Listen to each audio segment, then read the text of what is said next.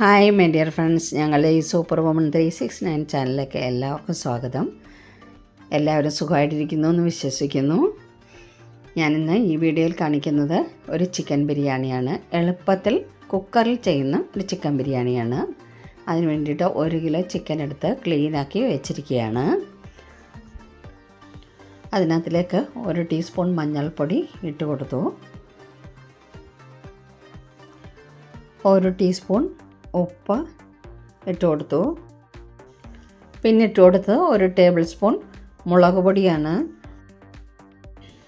പിന്നെ അതിലേക്ക് 1 table spoon മല്ലിപ്പൊടി ഇട്ട് കൊടുത്തു. പിന്നെ 1 ടേബിൾ സ്പൂൺ ചിക്കൻ മസാലയാണ് ഇട്ട് കൊടുത്തത്. 1 ടേബിൾ സ്പൂൺ നാരങ്ങാനീര് ഒഴിച്ചു കൊടുത്തു. പിന്നെ ഇതെല്ലാം കൂടെ ഒന്ന് മിക്സ് ചെയ്തു. അതിനു മുമ്പ് 1 ടീസ്പൂൺ കുരുമുളക് പൊടിയും കൂടെ അതിനകത്തിലേക്ക് ചേർത്ത് കൊടുക്കുകയാണ്. എന്നിട്ട് ഉപ്പും മുളകും കുരുമുളകും നാരങ്ങാനീരും എല്ലാം കൂടെ ഒരുമിച്ചൊന്ന് എല്ലാ പീസയിലും പറ്റത്തക്കവണ്ണം നന്നായിട്ടൊന്ന് മിക്സ് ചെയ്ത് കൊടുത്തു.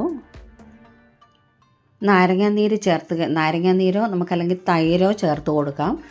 നാരങ്ങാനീര് ചേർത്ത് കഴിഞ്ഞാൽ ഒരു 2 മണിക്കൂറിൽ കൂടുതൽ വയ്ക്കാൻ പാടില്ല. തൈര് ചേർത്ത് കഴിഞ്ഞാൽ ഒരു 4 മണിക്കൂറൊക്കെ വരെയും വെച്ചേക്കാം. നമുക്ക് ഫ്രിഡ്ജിൽ വെക്കണം, ഫ്രീസറിൽ വേണ്ട, ഫ്രിഡ്ജിൽ വെക്കണം. അത് കഴിഞ്ഞിട്ടെടുത്ത് യൂസ് ചെയ്യാം. ഞാനിപ്പോൾ ഇത് രാവിലെ ധൃതിയിലായതുകൊണ്ട് ഒരു അരമണിക്കൂർ മാത്രമേ ഇത് ഫ്രിഡ്ജിൽ വെക്കുന്നുള്ളൂ.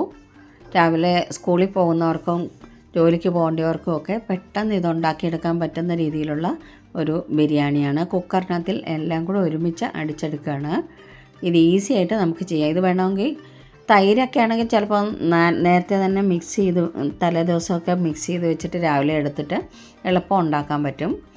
പക്ഷെ നാരങ്ങാനീരാണെങ്കിൽ രാവിലെ മിക്സ് ചെയ്താൽ മതി. പിന്നെ അതിനകത്ത് ചേർക്കാനായിട്ട് അതൊന്ന് ഫ്രിഡ്ജിൽ വെച്ചു. പിന്നെ ഇതിനകത്തിലേക്ക് ചേർക്കാൻ വേണ്ടിയിട്ടുള്ള സവാളയൊക്കെ നമുക്കൊന്ന് അരിഞ്ഞെടുക്കാം. 2 സവാളയാണ് ചെറിയ പീസായിട്ട് ഒന്ന് അരിഞ്ഞെടുക്കുകയാണ്. നീളത്തിൽ കനം കുറച്ചിട്ട് അരിഞ്ഞെടുക്കുകയാണ്. പിന്നെ അതിൻ്റെ കൂടെ 2 പച്ചമുളകും കൂടെ അരിഞ്ഞെടുക്കുന്നുണ്ട്. ഇത് ഫാസ്റ്റായിട്ട് തന്നെ അരിഞ്ഞെടുക്കാം. ഇത് രണ്ടും ഞാൻ വേഗം അരിഞ്ഞെടുത്തു. സവാളയും പച്ചമുളകും അരിഞ്ഞു കഴിഞ്ഞു. ഇനി ഒരു ചെറിയ 3 തക്കാളിയാണ് എടുത്ത് വെച്ചിരിക്കുന്നത്. ഇത് അരിയൊന്നും വേണ്ട, അതൊന്ന് അതിൻ്റെ മണ്ടഭാഗം കട്ട് ചെയ്തിട്ട് മിക്സിയിലിട്ട് അങ്ങ് അടിച്ചെടുക്കണം. ഫ്രീസറിലിരുന്ന തക്കാളിയാണ്, അതുകൊണ്ട് എളുപ്പം ഇത് ആയി കിട്ടും. പക്ഷേ എന്നാലും ഒന്നുകൂടെ വേഗത്തിലായി കിട്ടാൻ വേണ്ടി അരച്ചെടുക്കുകയാണ്. 2 കപ്പ് ബസുമതി റൈസ് കഴുകി റെഡിയാക്കി വെച്ചിരിക്കുകയാണ്. പിന്നെ ഇത് വെക്കുന്നത് കുക്കറിൽ തന്നെയാണ്. അതിന് വേണ്ടിയിട്ട് ഞാനൊരു കുക്കർ അടുപ്പിൽ വെച്ചിട്ടുണ്ട്. 2 ടേബിൾ സ്പൂൺ ഓയിലും 2 ടേബിൾ സ്പൂൺ നെയ്യും ചേർത്ത് അടുപ്പിൽ വെച്ച് കഴിഞ്ഞു. ഇനി ഇതൊന്ന് ചൂടായി കഴിയുമ്പോഴത്തേക്ക് നമുക്ക് സവാളയും പച്ചമുളക് അരിഞ്ഞ് വെച്ചിരിക്കുന്നതും ഇട്ട് കൊടുക്കുകയാണ്.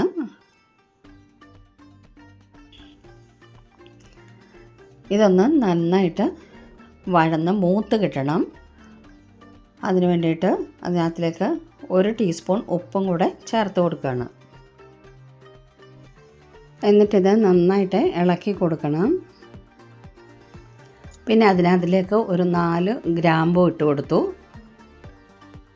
പിന്നെ ഒരു 2 കഷ്ണം പട്ടയും ഇട്ട് കൊടുത്തു. എന്നിട്ടൊരു 4 ഏലക്കായും ഇട്ട് കൊടുത്തിട്ടുണ്ട്. എന്നിട്ടിത് നല്ല പോലെ ഒന്ന് ഇളക്കി കൊടുത്തു. എല്ലാം കൂടെ ഒന്ന് ഒരുമിച്ച് മൂത്തോളും വേഗം തന്നെ.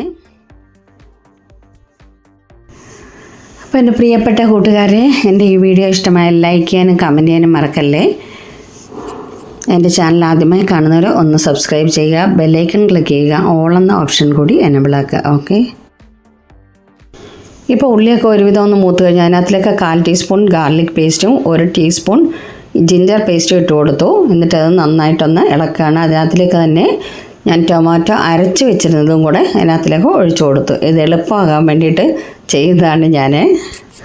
അപ്പോൾ അതിൻ്റെ വെള്ളം വേഗം വറ്റിക്കോളും. അല്ലെങ്കിൽ തക്കാളി വെന്ത് വരുന്നവരെ നമുക്ക് ഒരുപാട് ടൈം എടുക്കുമല്ലോ. ഇത് എളുപ്പമാകാൻ വേണ്ടിയിട്ട് ചെയ്യുന്നതാണ് ഞാൻ.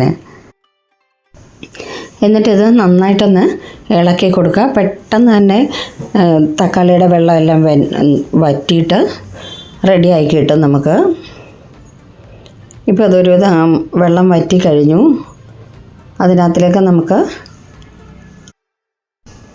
ഇതിനകത്തിലേക്ക് ഞാൻ കുറച്ച് കറിവേപ്പില ഇട്ട് കൊടുത്തു.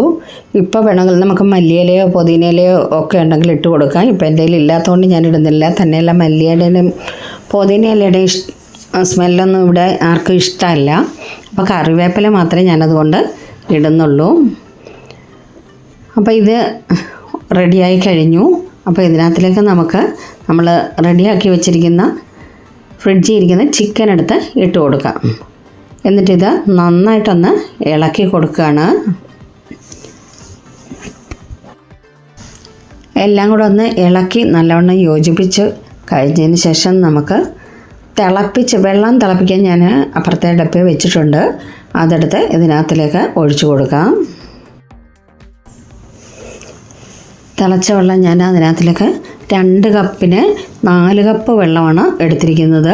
ഇത് നല്ലപോലെ തിളപ്പിച്ചതിന് ശേഷമാണ് ഒഴിച്ചു കൊടുത്തത്. പിന്നെ അരി കഴുകി വെച്ചിരിക്കുന്നതും കൂടെ അതിനകത്തിലേക്ക് ഇട്ട് കൊടുക്കുകയാണ്. അരി ഇട്ടതിന് ശേഷം അതും എല്ലാം കൂടെ നന്നായിട്ടൊന്ന് ഇളക്കി യോജിപ്പിക്കണം. പിന്നെ ഇതിനകത്തിലേക്ക് 1 ടേബിൾ സ്പൂൺ നാരങ്ങാനീരും കൂടെ ഒഴിച്ചു കൊടുത്തിട്ടുണ്ട്. പക്ഷേ എനിക്കതിൻ്റെ വീഡിയോ മിസ്സായി പോയിട്ടുണ്ട്.